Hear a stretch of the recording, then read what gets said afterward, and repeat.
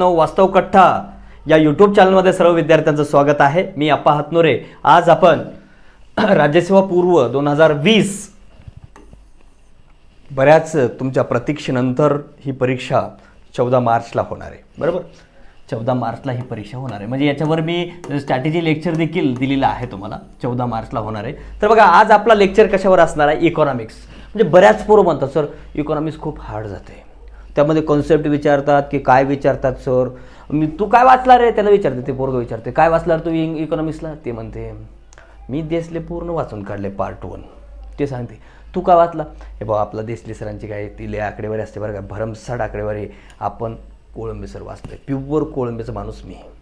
आणि तिसरं म्हणते मी कोळंबे आणि देशले दोन्ही पण वाचलो. मग आज बाबा आप्पा तू काय सांगायला आला रे, सांग तू, तुझं पण ऐकतो.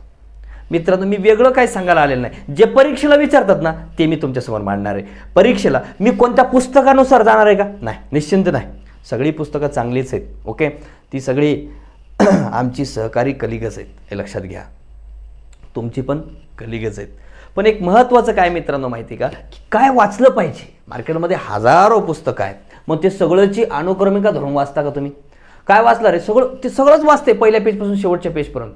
बरोबर, तसं नाही करायचं. तर आता आपली ही सिरीज काय बघा, सुरुवातीला राज्यसेवा पूर्व बऱ्याच विद्यार्थ्यांनी मागणी केली. बरोबर, तर त्या विद्यार्थ्यांचं म्हणणं होतं की सर की आता इकॉनॉमिक्सचा कसा अभ्यास करावा, पॉलिटीला काय वाचावं. स्ट्रॅटेजी तुम्ही दिली सर खरी आहे, पण त्या इकॉनॉमिक्समध्ये नेमकं काय वाचलं पाहिजे हे तुम्ही सर स्वतः स्पष्ट केलात तर खूप कॉल्स येऊ लागले होते. मग त्या प्रत्येकाला पर्सनली उत्तर देणं होत नाही मित्रांनो. त्यामुळे तुम्हाला प्रत्यक्ष मी इकॉनॉमिक्समध्ये नेमकं काय वाचलं पाहिजे यासाठी मी आलेले. मग इकॉनॉमिक्समध्ये 15 पैकी 15 कसे मिळवायचे आज तुम्हाला त्यासाठी बोलणार आहे. आणि उद्या तुम्हाला हिस्ट्री आणि जॉग्राफी या विषयावर बोलणार आहे. History, geography, polity. आणि त्यानंतर उर्वरित जे विषय आहेत ते परवा दिवशी तुमचे सगळे होतील. मग त्याही विषयामध्ये नेमकं काय केलं पाहिजे टॉपिकनुसार सांगण्याचा प्रयत्न, 13 ते 19चे प्रश्न ॲनालिसिस करून तुमच्यापर्यंत मांडण्याचा प्रयत्न मी या लेक्चर सिरीजमध्ये करणार आहे. पण आज इकॉनॉमिक्स, राज्यसेवा पूर्व इकॉनॉमिक्स. आज पैसा. पहिल्या सुरुवातीला पैशापासून सुरुवात करायचं. इकॉनॉमी म्हणजे काय? अर्थव्यवस्था. म्हणजे अर्थव्यवस्थेपासून मी सुरुवात करतोय. बघा, मग आता जास्त वेळ न घेता टू द पॉईंटवर येतो.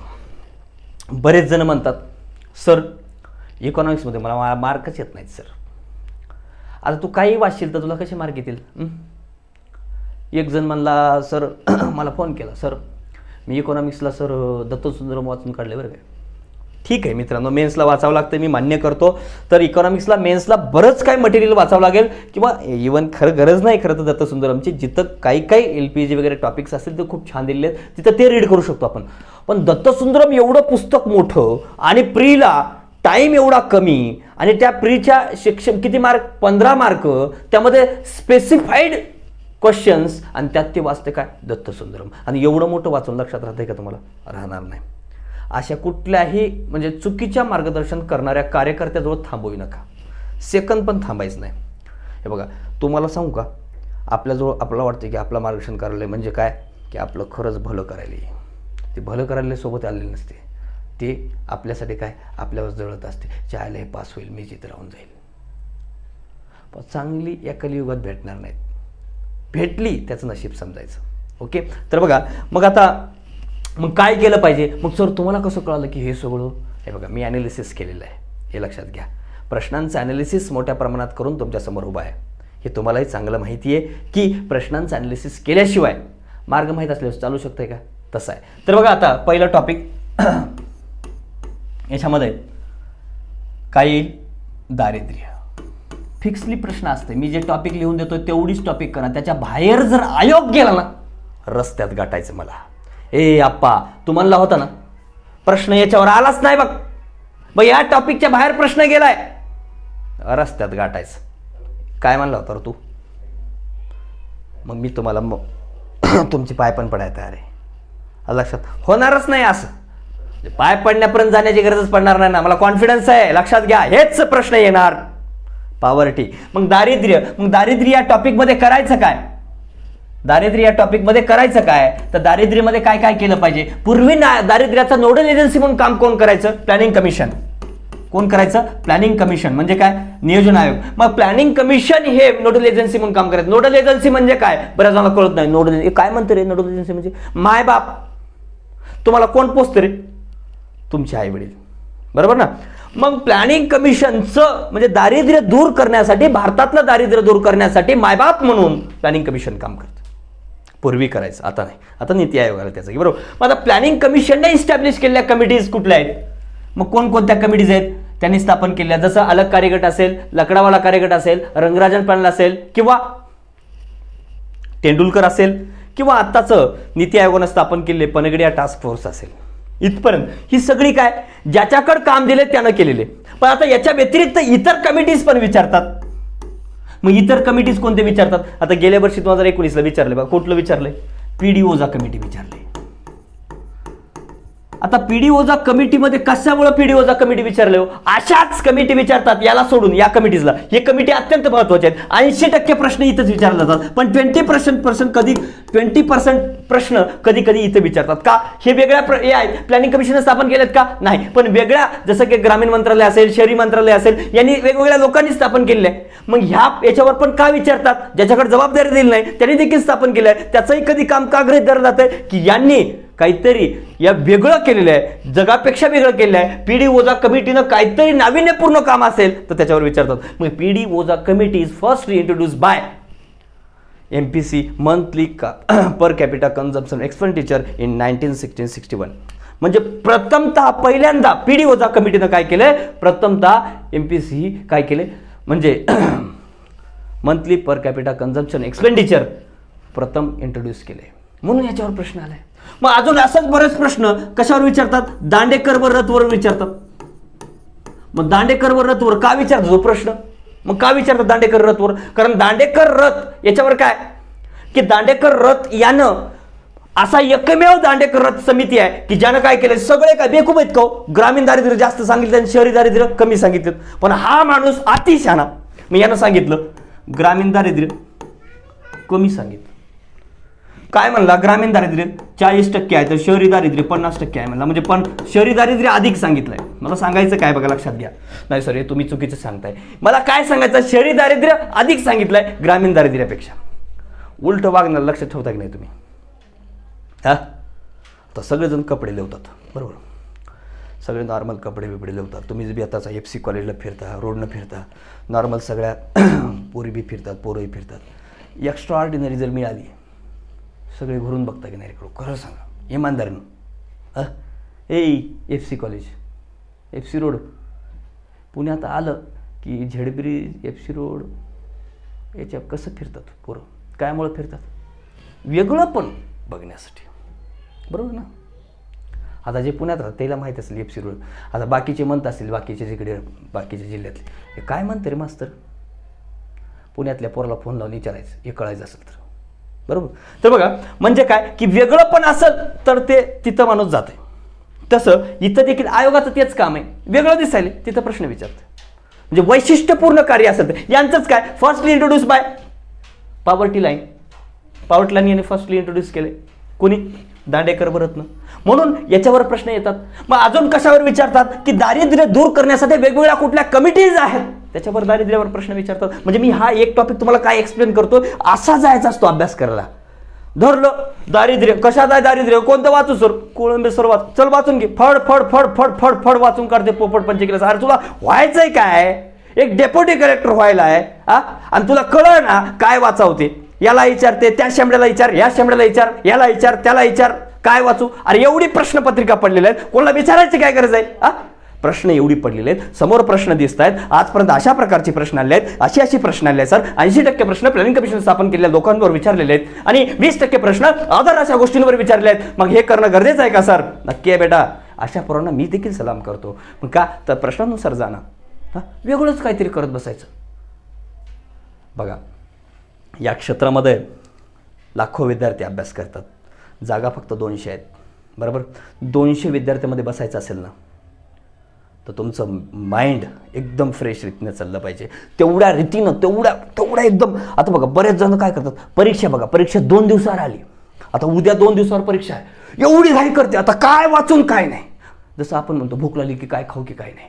जे आहे ते दे आई म्हणतो तसं, जे काय वाचू काय नाही, मग ते दिवस आठवा आणि त्याच्यानुसार अभ्यास करा. आत्ताच घाई केली पाहिजे.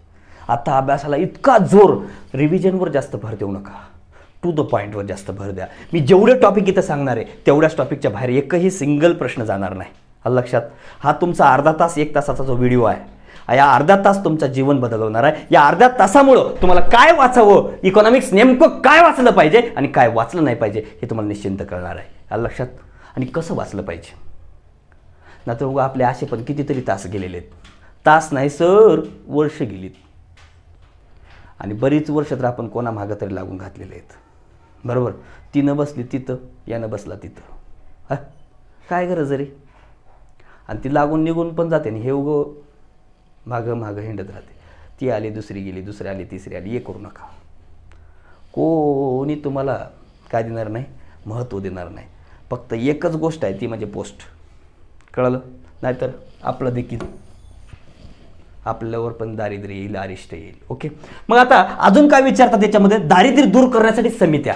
आणि तिसरी गोष्ट म्हणजे चौथी गोष्ट असते, 1 2 झाली आणि एक तिसरी आणि हे चौथी गोष्ट मला विचारतात वेगवेगळे इंडायसेस. जसं PGI वर विचारले बघा, पॉवर्टी गॅप इंडेक्स किंवा मग multi dimensional poverty index MPI. हे वेगवेगळे इंडायसेस विचारू शकतात. हे काय वेगवेगळे इंडायसेस अँड जे आहेत म्हणजे indices and committees and schemes. याच्या बाहेर प्रश्न मित्रांनो पॉवर्टी या टॉपिकवर जाणार नाही. जसं गौरव दत्त, मार्टिन ल्यूथ यांनी काय PGI आणलंय त्याच्यावर प्रश्न विचारला गेल्या वर्षी, विचारू शकतात. मग काय पॉवर्टीच्या कन्सेप्ट काय, देशामध्ये कुठल्या प्रकारची पॉवर्टी आहे, ॲब्सोल्यूट पॉवर्टी आहे का रिलेटिव्ह पॉवर्टी आहे. मग पॉवर्टीच्या प्रकारावर विचारलेलं आहे. म्हणून याच्यावर वेगवेगळे प्रश्न विचारतात. म्हणून लक्षात घ्या, पॉवर्टी त्या लेवलनं केलं पाहिजे. मग सर मी देसले वाचू का कोळंबे वाचू, काय पण वाच, हे पॉईंट्स कव्हर झाली पाहिजे. हा माझा एक टार्गेट आहे. लक्षात. मला देणे घेणं नाही की काय तुम्ही वाचलं पाहिजे. दोन्ही पुस्तकं उत्तम आहेत पण हे केलं पाहिजे. ओके. त्यानंतर बघा, पॉवर्टी एक टॉपिक झाला तुमचा. तर त्यानंतर बघा म्हणजे या पद्धतीनं करायला पाहिजे. असं मी सगळं सांगायला गेलो तर मला 2-3 तास पण पुरणार नाहीत, पण एक तुम्हाला सांगितलं की कुठपर्यंत जायला पाहिजे. ओके. तर बघा तुमचा आता एक टॉपिक झाला दारिद्र्य. आता दुसरा टॉपिक आहे लोकसंख्या आणि लोकसंख्या धोरण.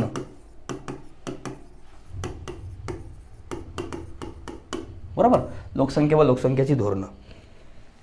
दुसरा कुठला आहे,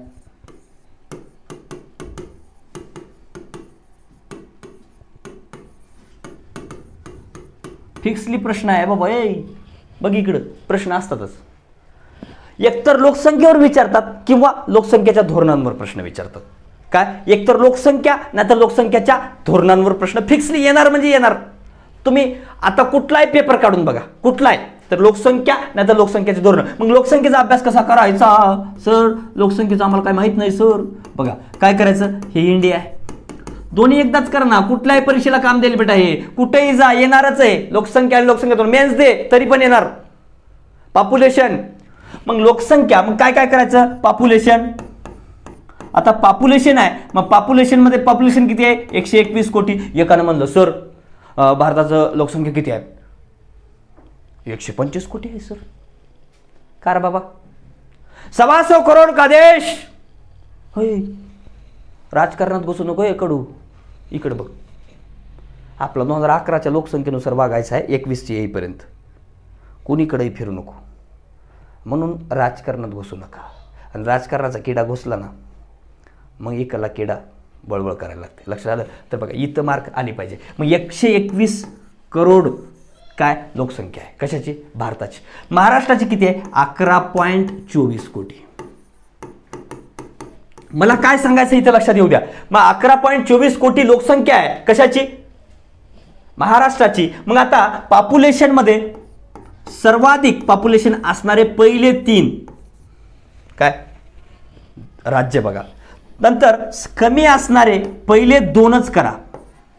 सेम तसं इकडं 1 2 3 आणि 1 2, पहिले 3 जिल्हे शेवटचे 2 जिल्हे असं करा. तसंच हा पॉप्युलेशन झालं. नंतर सेक्स रेशो, डेन्सिटी, असं करत करत प्रत्येक पॉईंट पॉप्युलेशनचा कंप्लीट करा. हे झालं ॲक्च्युअल पॉप्युलेशन. त्यानंतर पॉप्युलेशन काय स्टेप्स, म्हणजे पॉप्युलेशनचे टप्पे, लोकसंख्येचे टप्पे. मग भारत कुठल्या टप्प्यात आहे, दुसऱ्या टप्प्यात आहे. म्हणजे जन्मदर अधिक, मृत्यूदर पण अधिक. मग काय, जन्मदर कमी मृत्यूदर अधिक, बरोबर. आता आपल्याकडे काय, मृत्यूदर अत्यंत कमी आहे आणि जन्मदर हाय आहे, म्हणून काय लोकसंख्या वाढ आहे, म्हणून भारत दुसऱ्या टप्प्यात आहे. मग ही जी टप्पे आहेत ही पण महत्वाची आहेत. मग लोकसंख्या शास्त्रीय लाभांश म्हणजे काय, डेमोग्राफिक डिव्हिडंड भारताला प्राप्त आहे म्हणजे काय.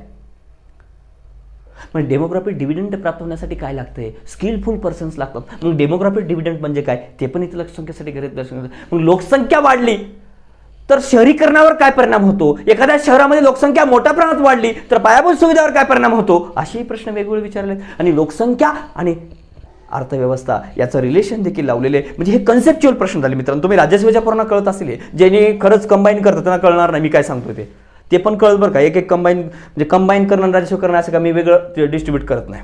आलं लक्षात. आता तुमच्या माहितीच तो तलाठी झालेले, तलाठी करालेले विद्यार्थी IAS झालेले, म्हणून कोण काय करतं याच्यापेक्षा परिस्थितीनुसार ते करत असतात. टॅलेंट महत्वाचं आहे, कोण काय करते काही महत्वाचं नाही. ओके.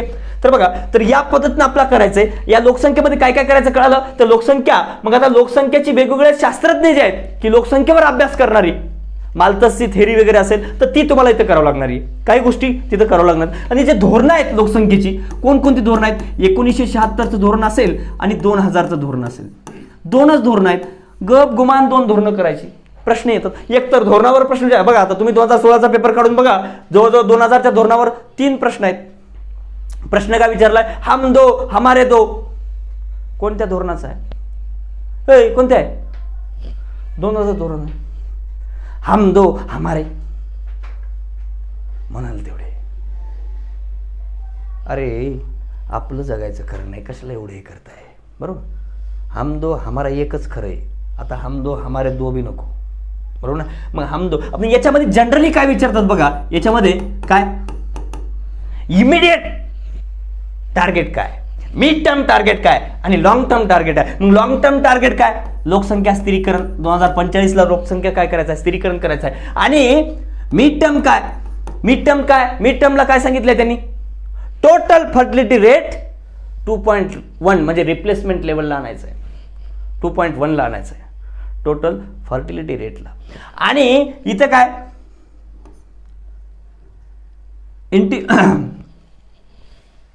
ही मिड टर्म आहे, हा लॉंग टर्म आहे, हे इमिडिएट आहे. मग आता इमिडिएट मध्ये काय सांगितलं त्यांनी, इमिडिएट मध्ये सांगितलंय की इमिडिएट मध्ये काय सांगितलंय की एकात्मिक आरोग्य सेवा, इंटिग्रेटेड काय हेल्थ सर्व्हिसेस उपलब्ध करून देणे. म्हणजे एकात्मिक आरोग्य सेवा म्हणजे काय, वेगवेगळ्या लोकांना वेगवेगळ्या आरोग्याच्या सुविधा उपलब्ध करून देऊन, म्हणजे कसं, म्हणजे आता तुम्हाला कळलं असेल बरोबर. म्हणजे 1976 मध्ये तुम्हाला माहिती आहे 75ला काय झालं, आणीबाणीचं धोरण झाले. आणि त्याच्यानंतर 75 नंतर काय केले, कोणता गांधी, संजय गांधी, धरू ऑपरेशन केले लोकांची, धरू. पण ते पण शक्य झालं नाही म्हणून 2000च्या धोरणामध्ये हम दो हमारे दो, एवढं ऑपरेशन केलं की 2 पोरीवर केलं की 200 रुपये, 3 पोरीवर केलं की 1 पोरीवर केलं की चला 500 रुपये, असं महिना असं करतो सुरू केलं. मग ते करणं आले म्हणून त्याला धरू पोरं माणसाचेच ऑपरेशन करू लागलं, बाया करणं. तसंच करायला पाहिजे. आता 2 झाली ऑपरेशन. म्हणजे ही 1976चं धोरण आणि 2000चं धोरण, याच्यामध्ये येणाऱ्या ज्या गोष्टी आहेत, याच्यामधले जे रिकमेंडेशन्स आहेत ते करणं गरजेचं आहे. आणि रिकमेंडेशनच्या बाहेर प्रश्न जाणार नाही. आलं लक्षात. तर एवढं केलात या लोकसंख्या आणि लोकसंख्या धोरण, तुमचे 2 मार्क फिक्सली झाले तयारच. इथं तुम्हाला सांगितलं पॉवर्टीवर 1 मार्क, किती झाले आतापर्यंत मार्क, 3 मार्क तुमचे फिक्स कंपल्सरी झाले. ओके. मग आता त्यानंतर बघा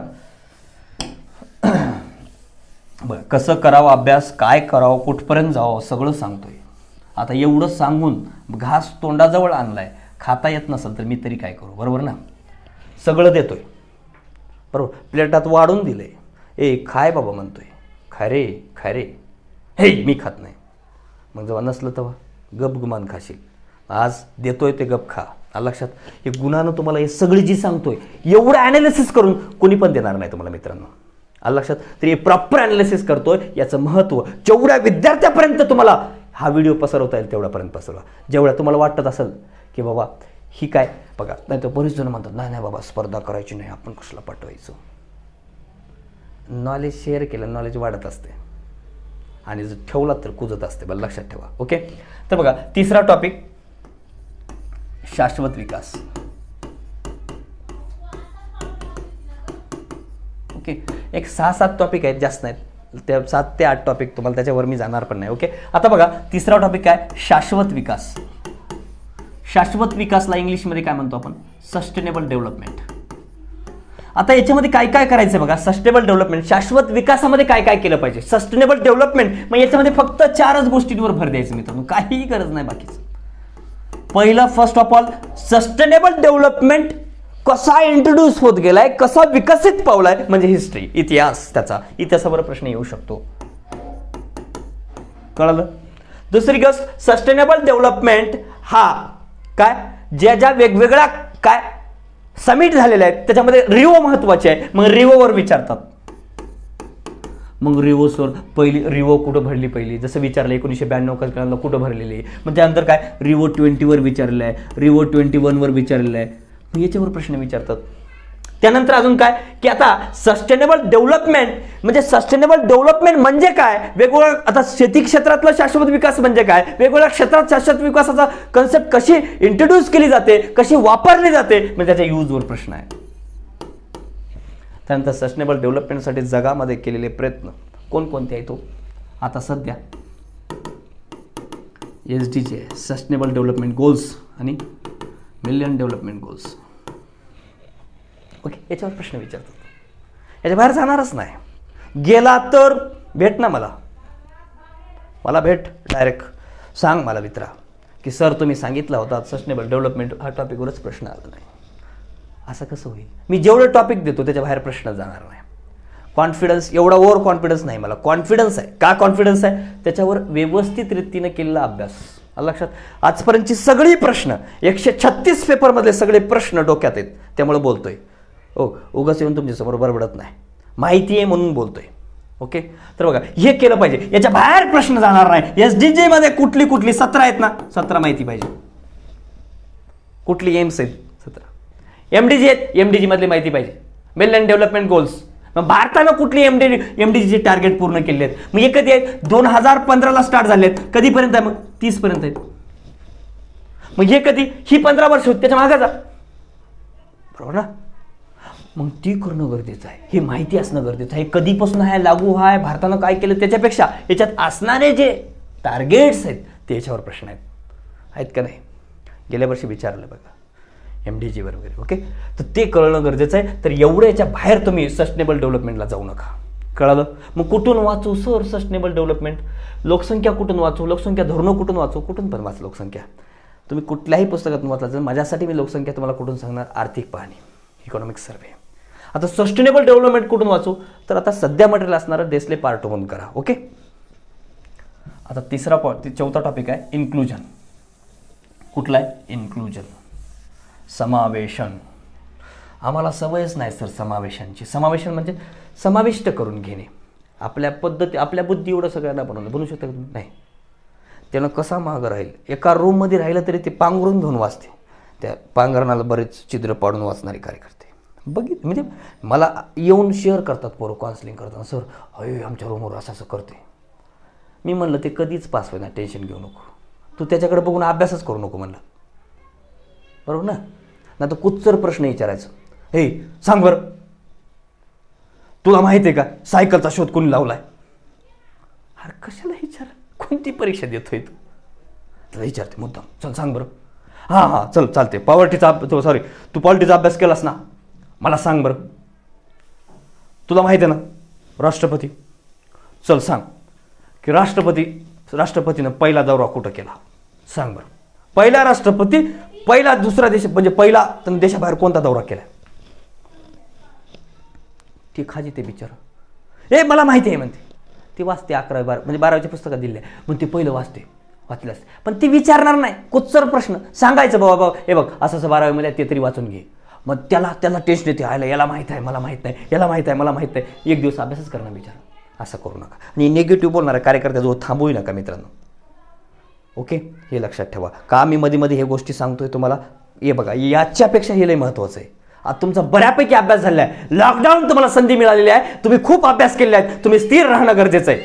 तुमच्यासोबत आप्पा हातनुरे कायम आहे, हे घाबरू नका, हे विसरू पण नका. लक्षात, तुमच्या सोबत आहे पण तुम्ही माझ्यासोबत पाहिजे आता. ओके, तर बघा चौथा टॉपिक इन्क्लुजन, समावेशन ज्याला आपण म्हणतो. चौथा टॉपिक कोणता आहे? समावेशन. समावेशन म्हणजे काय? इन्क्लुजन.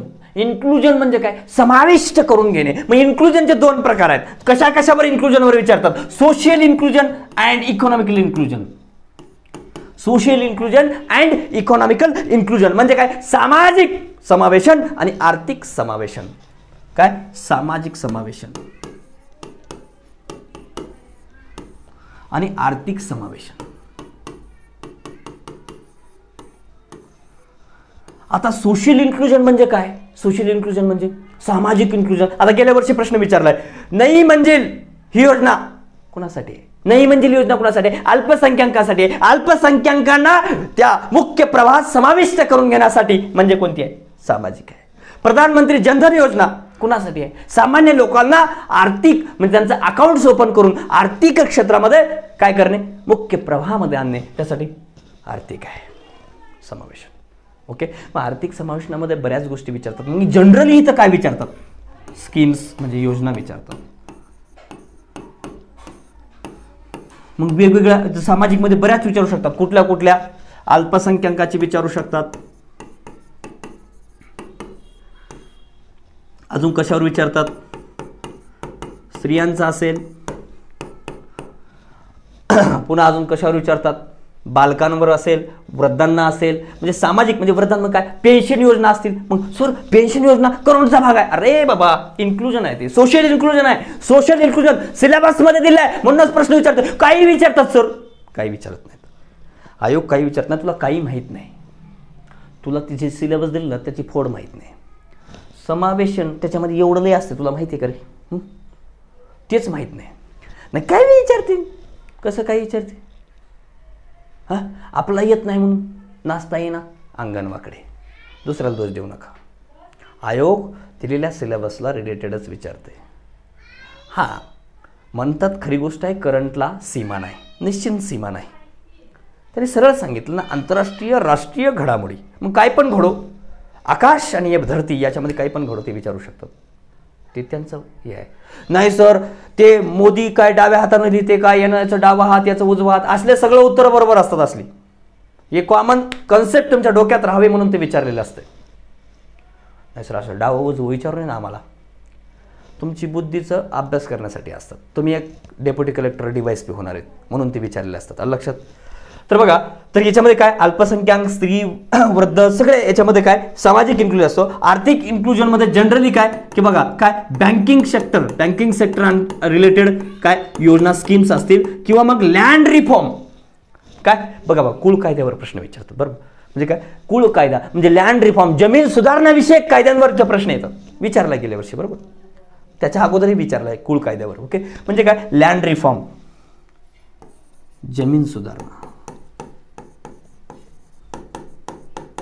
ओके. याच्या बाहेर जाऊ नका मित्रांनो. आर्थिक सुधारणा म्हणजे याच्यामध्ये काय स्कीम्स करायच्या आणि जमीन सुधारणा. म्हणजे 1950 पासून आजपर्यंत स्थिती काय. मग क्षेत्र कमी होत चाललंय का जास्त होत चाललंय.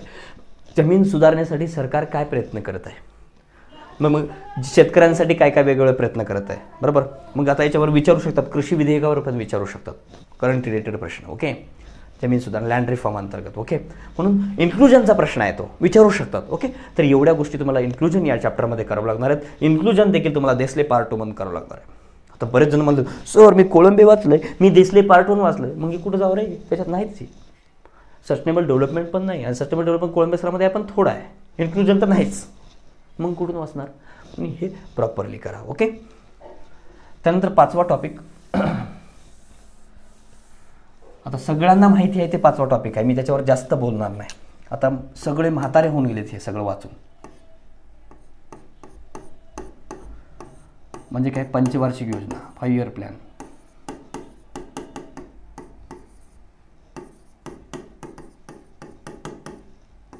सगळे म्हातारे होऊन गेलेत. मग आता सर पंचवार्षिक योजनेमध्ये काय करावं. बेसिकली सगळ्या गोष्टी करणं गरजेचं आहे ज्याच्यावर प्रिव्हियस इयरला जसे प्रश्न आलेत.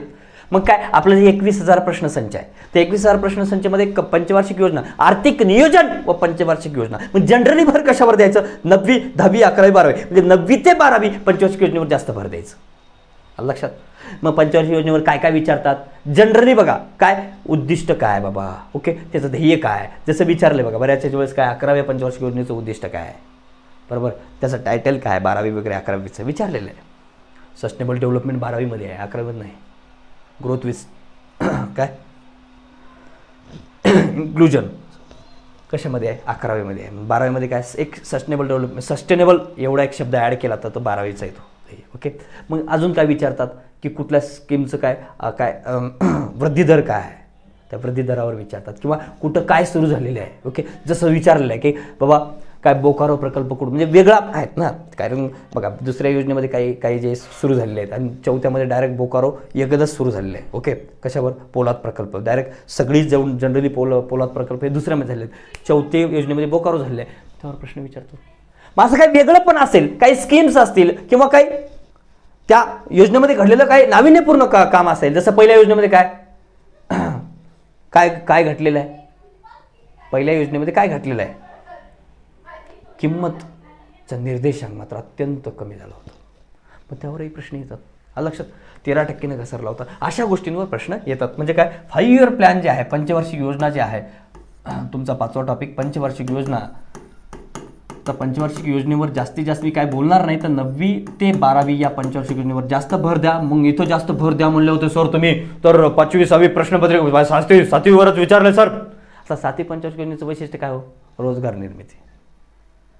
मग त्याचं टार्गेट काय आहे, त्याच्यामध्ये जास्त सर्वाधिक खर्च कशात झालेला आहे, कोळंबे सरांमध्ये एक टेबल दिलेलं आहे बघा शेवटी, ते जरी व्यवस्थित केला तरी तुमचे 1-2 प्रश्न बरोबर येतात. म्हणजे याच्यावर येतातच 2 प्रश्न.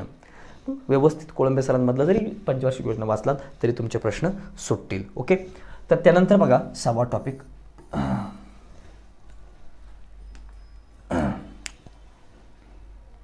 आता बघा हा काय टॉपिक नाही बरं, काय फिस्कल पॉलिसी आणि मॉनेटरी पॉलिसी. आता बघा फिस्कल पॉलिसी म्हणजे काय, 6वा topic, fiscal policy plus monetary policy.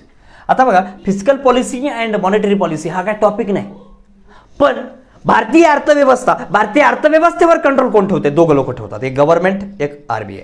मग गव्हर्नमेंटची पॉलिसी कोणती, फिस्कल पॉलिसी, आणि RBIची पॉलिसी कोणती, मॉनेटरी पॉलिसी. मॉनेटरी पॉलिसीच्या द्वारे RBI काय करते, ग्रोथ विथ स्टॅबिलिटी, आर्थिक स्थैर्यासह वाढ करण्याचा प्रयत्न मॉनेटरी पॉलिसीच्या माध्यमातून RBI करत असते. म्हणून मग काय करावं सर इथं, मग हे तुम्ही कसं सांगता, तर आता फिस्कल पॉलिसीला काय करायचं, कोळंबे सर मधलं प्राइस टॉपिक वाचा, कुठला प्राइस, किमती, हा टॉपिक वाचायचा आहे तुम्हाला. लक्षात? मग इथं काय काय विचारू शकतात, मागणी पुरवठा, मागणी अधिक झालं तर पुरवठा कमी पडला तर काय होते, किंवा पुरवठाच्या बाजूने कुठल्या तरतुदी आहेत, पुरवठा कमी होण्याची कारणं काय आहेत, किंवा मागणी वाढण्याची कारणं काय आहेत, अशी प्रश्न इथे विचारू शकतात. किंवा मग गेल्या वर्षी साधा प्रश्न विचारलाय, काय घाऊक किंमत निर्देशांक, याच्याबद्दल प्रश्न होता, तो कॅन्सल झालाय प्रश्न, पण विचारलाय का नाही लक्षात घ्या. म्हणजे ही किंमत या टॉपिकवर विचारतात.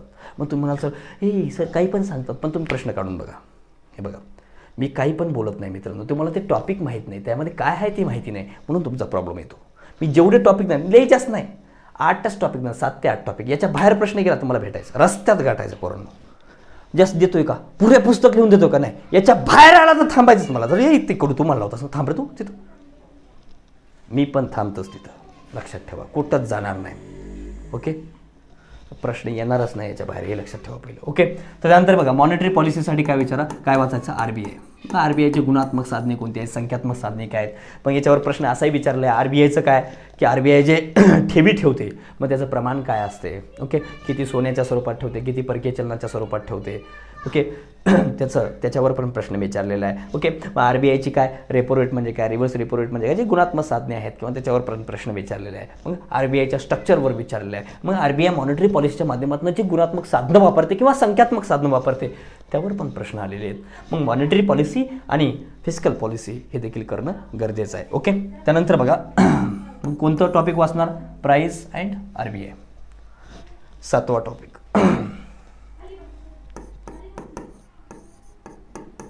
Indices of development.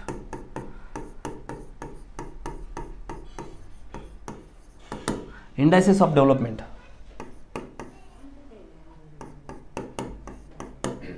Indices of development म्हणजे काय? इंडायसेस ऑफ डेव्हलपमेंट म्हणजे काय?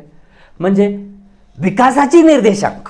विकासाची निर्देशांक कोणते आहेत? मग इंडायसेस ऑफ डेव्हलपमेंट मध्ये काय येते? जनरली HDR वर प्रश्न विचारतात. मग HDR रिपोर्ट मध्ये काय येते? IHDI येते, GDI येते.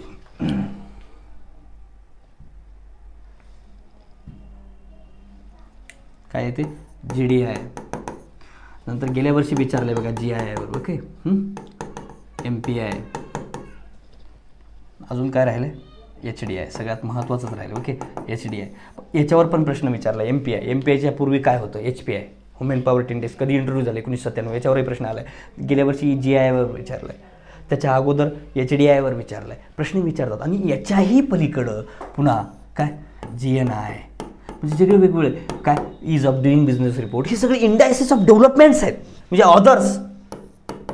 याच्यावर पण विचारले. मग ही करणं गरजेचं आहे. याच्यावर प्रश्न. मग याच्या जनरली कशावर विचारतात? निर्देशांकावर विचारतात. मग हे कुठल्या आयामावर हे काढलं जातं? कुठल्या काढलं जातात? मग HDI वगैरे काय काय आहेत? नॉलेज असेल, म्हणजे काय काय विचारतात? बर्थ रेट असेल. मग याच्यानुसार मग GIचेच वेगळे आहेत, बाकी सगळ्यांचे सेम आहेत याचे. मग ते करणं गरजेचं आहे. सध्या HDI मध्ये भारत कितवा आहे? मग ते थोडंसं HDI मधलं थोडंसं डीपली बघा. जनरली याच्यावर जास्त विचारतात. ओके, भारत कितवा आहे? 130वा आहे का 129वा आहे का 131वा आहे? कन्फ्युजन करणार तुम्हाला. मग त्याची रँक काय? असाही प्रश्न विचार. किंवा मग ब्रिक्समध्ये कसा आहे भारताचा क्रम? ओके, किंवा मग सार्क्समध्ये कसा आहे? याच्यावर प्रश्न येऊ शकतो. UPSCला विचारलाय बघा, काय ब्रिक्समध्ये रँक काय? असा प्रश्न विचारला HDIवर.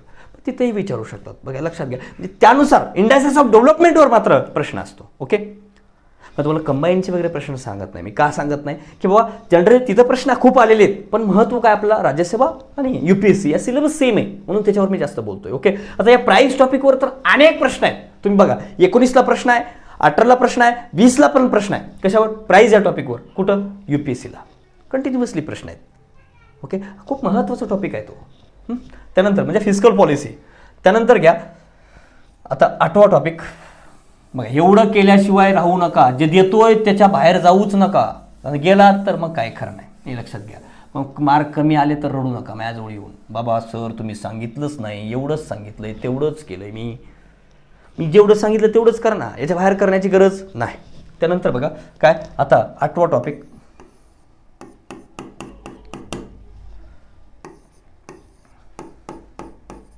ओके, बघा आता 8वा टॉपिक कोणता आहे? Public finance. Public finance. आता पब्लिक फायनान्समध्ये काय? सार्वजनिक वित्त. मग सार्वजनिक वित्तमध्ये काय काय येतंय? पब्लिक फायनान्स म्हणजे जे आपला अर्थसंकल्प असेल, किंवा काय वेगवेगळ्या अर्थसमिती असतील, किंवा लेखे असेल, ऑडिट असेल, याच्या संबंधित ज्या गोष्टी आहेत, म्हणजे डीपली विचारणार नाहीत, पण कॉमन, कारण सामान्य क्षमताच असते आहे. हा जास्त डीपली तुम्हाला मेन्सला विचारलं, पण प्रीला जास्त डीपली विचारणार नाही. कॉमन गोष्टी माहिती असणं गरजेचं आहे. मग लेख्याचे प्रकार, जनरल असा प्रश्न विचारला होता बघा. काय विचारला होता? लेख्याचे प्रकार किती? ओके, अजून काय प्रश्न विचारलाय? सरकारी अर्थसंकल्पाचे प्रकार किती? माहितीच नाही. हा, जनरली राज्यसेवा मेन्सला जास्त काय? पब्लिक फायनान्सवर प्रश्न कशावर आहेत? फिस्कल पॉलिसीवर आहेत, फिस्कल डेफिसिटवर जास्त प्रश्न आहेत, राजकोषीय तुटीवर जास्त प्रश्न आहेत. हे आपल्या म्हणजे काय? फिस्कल डेफिसिट मला माहिती नाही, काय मग कन्सेप्ट काय माहिती? तत मम. आणि इकडं तर पुस्तकावर लिहिते DC डेप्युटी कलेक्टर 2019. तसं काय याला आता दिलंयच. आणि निवळ अभ्यास पोलीस भरतीच्या लेवलचं बी नाही. आणि वर लिहिते DC DYSP, आणि छाती काढून चालते DYSP सारखं. 5 चपात्या खाऊन DYSP होत नाहीस कडू, लक्षात ठेव. म्हणजे खाण्यावर जात नाही मी, लक्षात ठेवा. अभ्यास पाहिजे त्या लेवलचा. उगाच पुस्तकावर लिहिलं म्हणून DYSP होत नाही. जे लिहिले त्याचं पॅशन असेल, मी त्याला दोष देत नाही, पण त्या लेवलनं अभ्यास करायचा. हो, प्रदर्शन मांडू नका. बरेच जण काय करतात? गावाकडे जातात, कायची तयारी करतो रे आता म्हणणं आलेत बरं काय. आता थोडं MPSCचं काय मार्केट खालावलं आहे. याच्या पूर्वी काय करतो? MPSC करतो. मी आता DYSPची इंटरव्ह्यू दिलो, जरी यानं प्री पण पास नसते, पण सांगते गावात आगाव खोटं बोलू नका कडूचो काय. आणि इकडं प्रीला मार्क काहीच येत नाहीत बरं काय, तरी पण सांगते. बरेच UPSCचे पोरं असं करायचे. आता डायरेक्ट मार्क पडतात, आता गप आहेत ते पण. ओके, मग काय म्हणतात, किती मार्क आले रे तुला? आता मेरिट येईपर्यंत, राजस्व पूर्वची आन्सर की येईपर्यंत, काय सेकंड आन्सर की येईपर्यंत, म्हणजे फायनल कीच म्हणू आपण, फायनल की येईपर्यंत गप राहते, काहीच म्हणणार. मार्क कमी असले की त्याला समजा जर एखाद्याला 200 मार्क असले, याला जर 150 असले, काय चेक केलं नाही भाऊ, काय चेक केलं नाही भाऊ. आणि जेव्हा आन्सर की आली दुसऱ्या दिवशी, मग फायनल की, मग रिझल्ट लागलेला असतो. रिझल्ट लागला की म्हणते मग 2 मार्कांनी गेला राव, 200 होते मला, 202लाच मेरिट लागला. आता काही तर असे छाटायचे ना, मला 10.20 होते बघ, सॉरी 202.20 होते आणि 201लाच लागलं बघ, फक्त 80 पॉईंटच कमी होते. आता ते बी ठेवलं नाही आयोग ऐकायला तुम्हाला, कडूच ठेवलंय का? अशा सगळ्या लोकांना थोबाडीत मारलं आयोगानं, गप्प बसा म्हणल्यात. बरोबर, अरे एकाच 3 आहे म्हणून मला कमी पडले बरं काय, तू कंबाईनचं करतोस ना, तुला एकाच 4 आहे म्हणून तुम्हाला जास्त पडतात रे. आता ते पण ठेवा नाही, इथं पण एकाच 4 आणून दिले, घे चल करून दाखव, बघू आता किती घेतो. म्हणून एकाच 4 वाढल्यामुळं मेरिट 5-10 मार्कांना वाढू पण शकते मित्रांनो. अटेम्प्ट मात्र मॅक्झिमम ठेवण्याचा प्रयत्न देखील करा. ओके, तर बघा आता पब्लिक फायनान्स याच्यामध्ये काय काय करणं गरजेचं, बेसिक गोष्टी पब्लिक फायनान्समध्ये बेसिक. मग अर्थसंकल्पाचे प्रकार असतील किंवा अर्थसंकल्पाची प्रक्रिया असेल किंवा वेगवेगळ्या डेफिसिट जे आहेत, प्रायमरी डेफिसिट असेल, ओके, किंवा मग काय रेव्हेन्यू डेफिसिट असेल, कॅपिटल डेफिसिट असेल किंवा मग काय फिस्कल डेफिसिट असेल, ह्या करणं गरजेचं. म्हणजे त्याला मध्ये मराठीमध्ये आपण म्हणतो काय प्राथमिक तूट असेल किंवा मग काय त्याच्यानंतर तुमची राजकोषीय तूट असेल किंवा मग महसुली तूट असेल किंवा काय तुमची काय कॅपिटल तूट असेल, एवढ्या सगळ्या करणं गरजेचं आहे तुम्हाला लक्षात. म्हणजे काय, या जर गोष्टी करणं, इफेक्टिव्ह रेव्हेन्यू डेफिसिट पण आहे, ते पण करणं गरजेचं आहे. म्हणजे डिफिसिट झाल्या, मग याच्यानंतर अजून काय, याच्या ज्या अंदाज समिती आहे, म्हणजे काय संसदेवर नियंत्रण मिळवणाऱ्या जे कमिटीज आहेत, अंदाज समिती असेल किंवा सार्वजनिक उपक्रम समिती असेल, ह्या पण देखील कमिटी करणं गरजेचं आहे. ओके, आणि त्यानंतर काय, कॅगचं नियंत्रण त्यावर कसं आहे, मग हे देखील काय पब्लिक फायनान्स अंडर येते. आणि पब्लिक फायनान्सचा सोर्स काय, टॅक्सेस, ते करणं गरजेचं आहे. याच्यामध्ये तुम्ही मला सर कोळंबी सरमध्ये कोर्स सोर्सना वेगळं टॉपिक दिलाय, मी तिथं सांगतोय का, मी पब्लिक फायनान्सचा विस्तार सांगतोय, ते करणं गरजेचं आहे. मग काय, मग वेगवेगळे टॅक्सेस आहेत, मग कोणते इनडायरेक्ट टॅक्सेस, डायरेक्ट टॅक्स, आता सगळ्या इनडायरेक्ट टॅक्सेस एकच झालं आहे, जीएसटी अभ्यास करण्यासाठी सोपं झालं. आणि मग त्याचा पूर्ण इतिहास बघणं गरजेचं आहे की इनडायरेक्ट टॅक्सेस कसे होते पूर्वी, विचारू शकतात. लेटेस्ट काही पण विचारत नाही आयोग, जनरली मागत जाण्याचा प्रयत्न. आणि डायरेक्ट टॅक्सेस कोणते आहेत ते करणं गरजेचं आहे लक्षात. आणि हे टॅक्स जमा करून कुठे जाते, कोण डिस्ट्रीब्यूट करते, वित्त आयोग. मग पहिलं 13वा वित्त आयोग, 14वा आणि सध्याचा 15वा वित्त आयोग NK सिन्हा, याच्यावर पण विचारले अध्यक्ष कोण आहे, कॉमन गोष्ट. म्हणजे NK सिन्हानं आता 2021 साठी काय दिले, अहवाल दिलाय, त्याच्यावर पण विचारतात. ओके, करंट रिलेटेड प्रश्न, जसं नोबेलवर विचारला गेल्या वर्षी 2019चा नोबेल कोणाला मिळाला, करंट रिलेटेड एक प्रश्न फिक्सली याच्यामध्ये असतो. ओके, पब्लिक फायनान्स करा. त्यानंतर बघा 9वा LPG म्हणजे काय टॉपिक नाही मित्रांनो, लिबरलायझेशन, प्रायव्हेटायझेशन, ग्लोबलायझेशन, आर्थिक सुधारणा. फक्त कोळंबे सरामध्ये वाचा, देशदेश सरच्या पार्ट 1 मध्ये खूप काही डीप दिले आहे, ते गरजेचं नाही प्रिला. आपल्याला नॉर्मल गोष्टी विचारतात. एक वेळेस तर फक्त LPGचं लॉंग फॉर्म विचारले, लिबरलायझेशन, प्रायव्हेटायझेशन, ग्लोबलायझेशन, एक पहिलीचं शेंबडं पोरगं सांगते बरोबर. ते 91ला जन्मलं असलं तर, तेव्हा 6 वर्षाचं असलं तर, म्हणजे काय LPG कोणी सांगेल ना. मग कोणाच्या काळामध्ये झाले, नॉर्मल गोष्टी. किंवा असं विचारले 1991चं अरिष्ट का आले, असाही प्रश्न विचारलेला आहे. म्हणजे काय, इथं कॉमन गोष्टी आहेत LPGचे, पण डीपली करू नका. आणि 10वा टॉपिक आहे तुमचा करंट रिलेटेड.